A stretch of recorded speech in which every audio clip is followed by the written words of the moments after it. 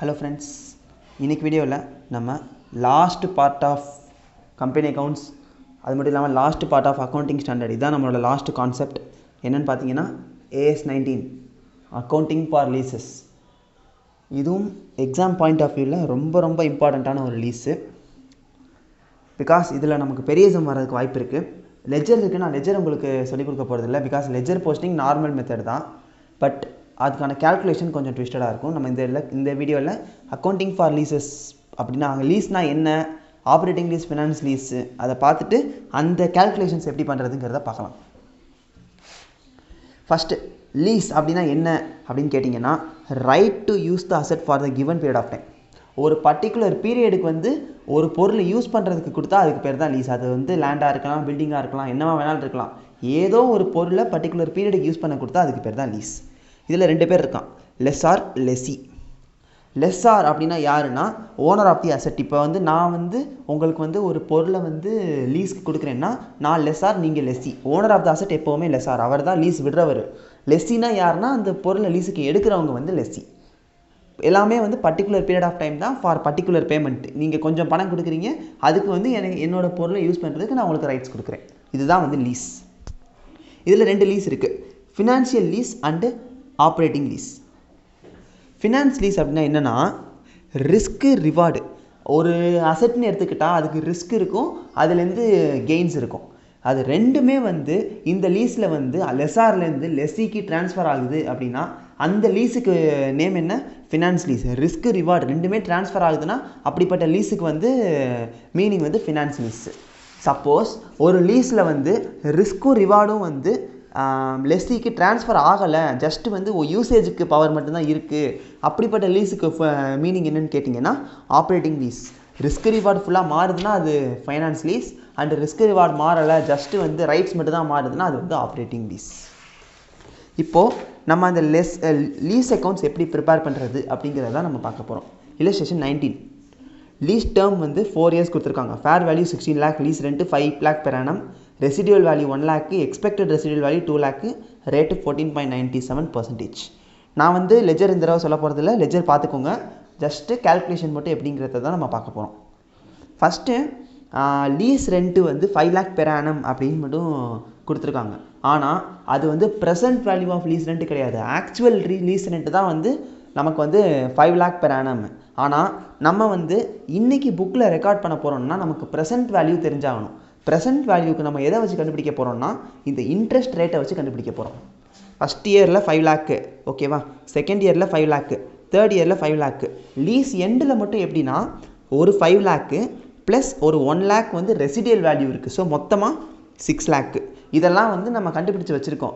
Discount rate என்ன கொடுத்துருக்காங்க, 14.97% கொடுத்துருக்காங்க. இந்த வேல்யூஸ் நம்ம எப்படி கண்டுபிடிக்க போகிறோம்னா, ஃபஸ்ட்டு நமக்கு என்ன ரேட்டு 14.97%, ஓகேவா. ஸோ நமக்கு என்ன வரும்னா 1 divided by 1.1497. ஞாபகம் வச்சுக்கோங்க, மேலே 1 divided by போடுறோம், கீழே 1 ப்ளஸ் இந்த ரேட்டு, அதுதான் நான் இங்கே போட்டிருக்கேன். மேலே 1, கீழே 1 divided by 1.1417 போட்டிங்கன்னா நமக்கு ஃபஸ்ட்டு வேல்யூ கிடச்சிரும். திரும்ப ஒரு தடவை ஈக்குவல் டு ப்ரெஸ் பண்ணிங்கன்னா அடுத்த வேல்யூ கிடச்சிரும். திரும்ப ஈக்குவல் டு ப்ரெஸ் பண்ணால் அடுத்த வேல்யூ கிடச்சிரும். திரும்பவும் ஒரு தடவை ஈக்குவல் டு ப்ரெஸ் பண்ணால் நம்ம ஃபோர்த் வேல்யூ கிடச்சிரும். இதுதான் நம்ம டிஸ்கவுண்ட் ரேட் ப்ரெசென்ட் வேல்யூக்கு கண்டுபிடிக்கிறதுக்கான ஒரு மெத்தடு. இப்போது இந்த மார்க்கெட் வேல்யூவும் இந்த டிஸ்கவுண்ட் ரேட்டையும் நம்ம மல்டிப்ளை பண்ணோம்னா ஒவ்வொரு வருஷத்தில் இருக்கிற லீஸ் ரெண்ட்டோட ப்ரெசென்ட் வேல்யூ நமக்கு கிடச்சிட போகுது. ப்ரெசென்ட் வேல்யூ ஃபுல்லாக டோட்டலாக ஆட் பண்ணிட்டோன்னா நமக்கு இந்த 4 year எண்டிங்கில் நம்ம லீஸ் எப்படி இருக்கும் அப்படிங்கிறதுக்கு இன்றைக்கி அதோட மதிப்பு என்ன அப்படிங்கிறது தான் இந்த ப்ரெசென்ட் வேல்யூ 14,85,590. இப்போது இந்த 14,85,590ங்கிறத நம்ம என்னன்னு கண்டுபிடிச்சிட்டோம், 4 வருஷத்துக்கான மொத்த அமௌண்ட்டுன்னு கண்டுபிடிச்சிட்டோம். அதை 4 வருஷத்துக்கு நம்ம அப்போர்ஷன்மெண்ட் பண்ண போகிறோம். அந்த அப்போர்ஷன்மெண்ட் எப்படி பண்ணுறதுனா, இனிஷியலாக இப்போ நமக்கு வேல்யூ என்னன்னு தெரியும், 14,85,590 தெரியும். அந்த 14,85,590ல் வருஷம் இந்த ரேட் ஆஃப் இன்ட்ரெஸ்ட்டை நம்ம இன்செர்ட் பண்ண போகிறோம். ஸோ ஃபஸ்ட்டு 14,85,590 இன்ட்டு 14.97%, 85,590 இன்ட்டு 14.97% என்ன கிடச்சிருக்கு, 2,22,393 கிடச்சிருக்கு. ஸோ 2,22,393 ஃபஸ்ட் இயரோட இன்ட்ரெஸ்ட்டு, ஃபினான்ஸ் சார்ஜ்னா இன்ட்ரெஸ்ட்டு. நம்ம லீஸ் பேமெண்ட் எவ்வளோ? ஒரு 5 லட்சம். 5 லட்சத்தில் ஃபைனான்ஸ் சார்ஜ் நம்ம வந்து சப்ட்ராக்ட் பண்ணோம்னா நமக்கு எவ்வளோ அமௌண்ட் வந்து ரிடக்ஷன் ஆகுது? 2,77,607. அந்த 2,67,607 இதிலிருந்து நம்ம சப்ட்ராக்ட் பண்ணோம்னா 12,07,983 கிடைக்கும். திரும்ப என்ன பண்ணுறோம்? 12,07,983 வந்து 14.97% கூட மல்டிப்ளை பண்ணால் செகண்ட் இயருக்கான ஃபினான்ஸ் சார்ஜ் கிடச்சிரும். திரும்பவும் அதே மாதிரி இந்த லீஸ் பேமெண்ட்டை வந்து ஃபினான்ஸ் சார்ஜில் சப்ட்ராக்ட் பண்ணோம்னா ரிடக்ஷன் கிடைக்கும். அந்த ரிடக்ஷனை திரும்பவும் இதுலேருந்து சப்ட்ராக்ட் பண்ணுறோம். திரும்ப வர ஆன்சரில் 14.97% இன்செர்ட் பண்ணால் இந்த அமௌண்ட் வரும். 5 லேக்லேருந்து அதை சப்ட்ராக்ட் பண்ணால் அமௌண்ட் ஆஃப் ரிடக்ஷன் கிடைக்கும். அந்த ரிடக்ஷனை திரும்பவும் நம்ம வந்து லைபிலிட்டியில் சப்ட்ராக்ட் பண்ணிட்டே வரோம். இதுதான் வந்து நம்ம லீஸ் பேமெண்ட் பண்ணுற மெத்தடு. லாஸ்ட் இயரில் நமக்கு வந்து 6 லேக் வந்து டோட்டலான லீஸ் பேமெண்ட் இருக்குது. அதே மாதிரி வந்து இந்த 5,21,874 லைபிலிட்டிக்கு வந்து 14.97% ரேட் இன்செர்ட் பண்ணோம்னா ஃபினான்ஸ் சார்ஜ் 78,125 கிடைக்கும். சேம் ப்ராசஸ் தான். திரும்பவும் மார்க்கெட் இந்த லீஸ் பேமெண்ட்டை வந்து ஃபினான்ஸ் சார்ஜ் கூட சப்ட்ராக்ட் பண்ணோம்னா ரிடக்ஷன் வந்து 5,21,874 வந்துடும். இதில் வந்து நமக்கு ஒரே ஒரு சின்ன ப்ளஸ் பாயிண்ட் என்னன்னு கேட்டிங்கன்னா, நம்ம வந்து எங்கேயுமே சின்ன மிஸ்டேக்ஸ் கூட விடாமல் போட்டோம்னா அமௌண்ட் ஆஃப் ரிடக்ஷன் வந்து அப்போஷன் அந்த லீஸ் பீரியட் முடியும் போது ஆட்டோமேட்டிக்காக ஜீரோவில் வந்து முடிஞ்சிடும். ஏன்னா நம்ம ஜீரோக்காண்டி தானே நம்ம வந்து இன்செர்ட் பண்ணுறோம். ஸோ ஆட்டோமேட்டிக்காக நமக்கு வந்து ஜீரோ வந்துடும். ஸோ நம்ம வந்து எந்த ஒரு டெசிமல் மிஸ்டேக்ஸும் பண்ணாமல் இருந்தோம்னா இதுதான் வந்து லீஸ் பேமெண்ட் கண்டுபிடிக்கிறது. நெக்ஸ்ட்டு இந்த லீஸ் பேமெண்ட்டை வச்சு lease rent account, lease liability account, profit loss account, balance sheet போட்டோம்னா லீஸ் சம் முடிஞ்சுது. இந்த அட்டெம்ப்டில் என்னோட டவுட் என்னென்னா, இந்த மாதிரி ஃபுல் ஃப்ளெஜ்டாக லெஜர் போடுற மாதிரி வந்து சம் கேட்பாங்களான்னு டவுட். ஏன்னா ஆன்லைன் மோடுங்கிறதுனால அப்ஜெக்டிவ் இந்த மாதிரி ஃபுல் ஃப்ளெஜ்டாக கேட்க வாய்ப்பு இல்லை.